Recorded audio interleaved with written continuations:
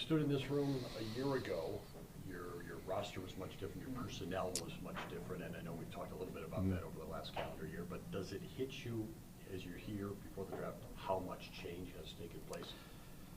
Not really. I think it's kind of like it's in that the process kind of never ends, right? And we're constantly changing, we're constantly under construction, and so this is always, the combine is always a kind of a marking point of getting ready for the new league year and the draft and free agency, and we've had some time to kind of look back at the 2023 season and evaluate it and kind of just kind of start really thinking about where we want to go with this 2024 team and then how we want to construct it. So. But yeah, it's I don't spend a lot of time looking back after we get past this process. But I think we got a young, exciting team, and we're looking to add a competition to all those rooms. How do you assess the strength of your roster as you get ready for free agency and then the draft? No, I think overall I think our team is in good shape. I think we have a very strong roster, but nothing's set in stone in this league, and we're going to bring in as many guys as we can to be competitive. And I would imagine that our roster will look a lot different than it did last year, like it always does from year to year, and we're excited about that.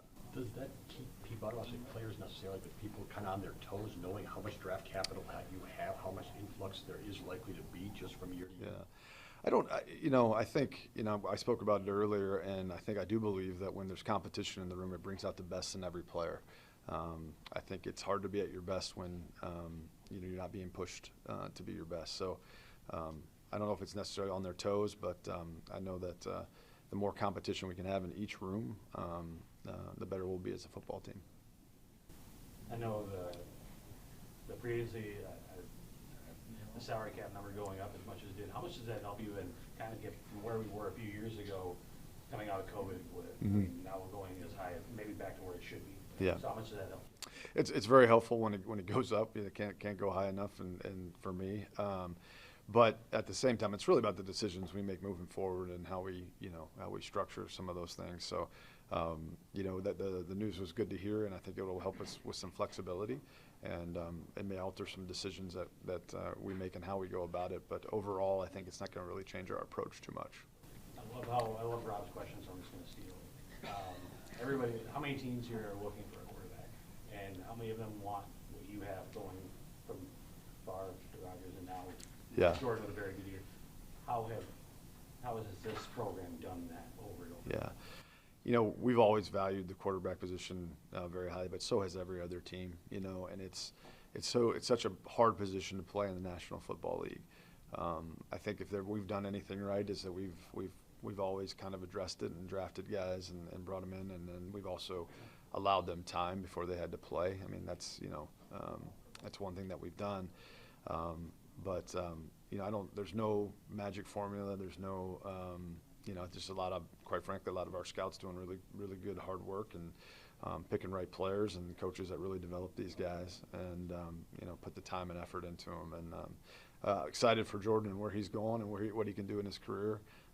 But I've been here, over 25 years and kind of seen all through those transitions. And I don't think there's any one particular thing. It's multiple things. You're getting a lot of praise, though, from national media that the Packers gave that time for a quarterback to develop, and of course, then he turned out for you.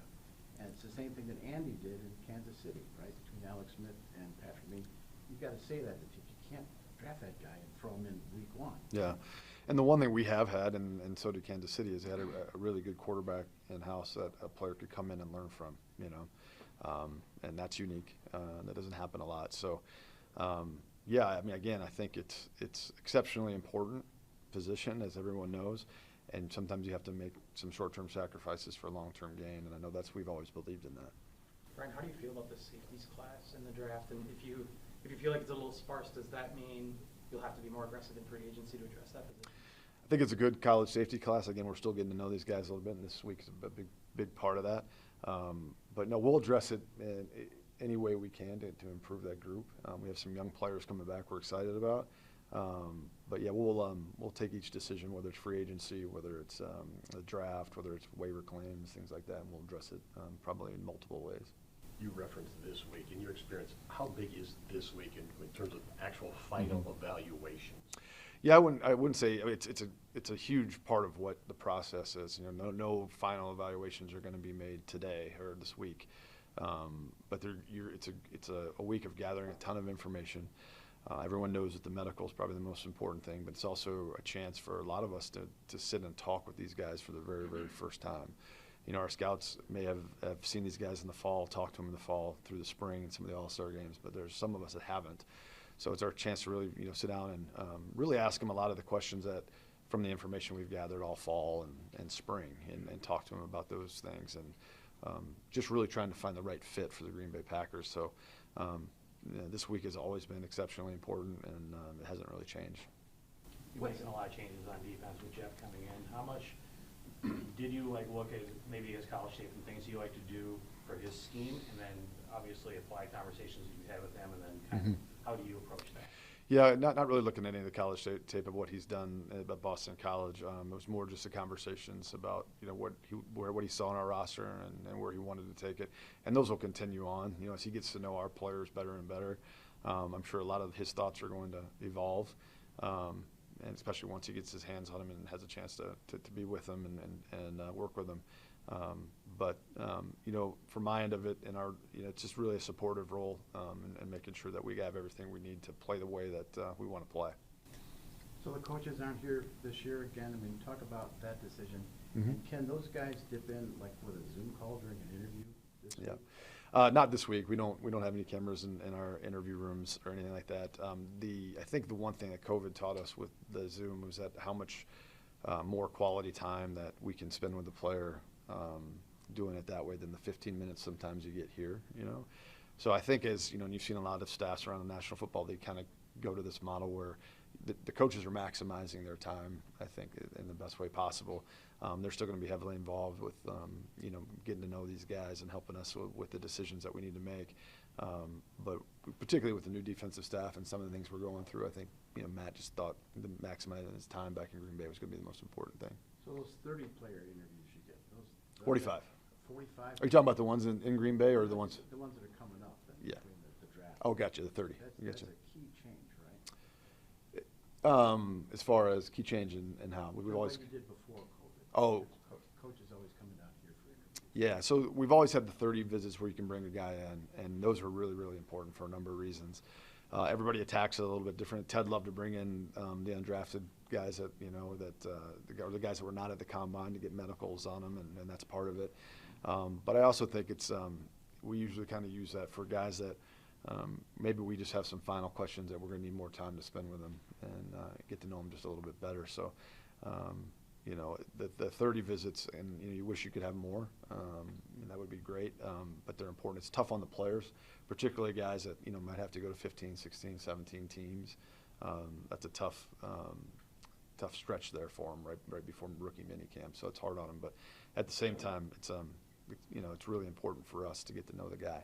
Do you miss any of the intimacy of maybe the combine the way it used to be when you kind of started out? You have more media demands now, and there's more attention on all this stuff. It's different. You're so far away from the guys in the stadium. A little, but I think Jeff Foster does an amazing job, and we're so much more organized now than we were when I first started. There was a time in the Crown Plaza, there was no scheduled interviews. It was just a free-for-all as far as trying to grab guys. And it was an interesting introduction, and but the way this is structured now and the way Jeff has it going, it's just so much more organized, and they do an excellent job. It's just, but there's part of it, just you have a reminiscing, and last night a little bit of some things, and it was certainly much more under the radar than it is now. Brian, with Aaron Jones, he obviously took, I think it was a $5 million pay cut last year. Would it just make you feel too guilty if you asked him to take another pay cut this year, or you just bring him back as is? I think, we're working through all those conduct. That's part of this. We just got the cap number, so now we're kind of looking at all those things and how it fits and what's going to be best for our football team. But, those are always hard decisions.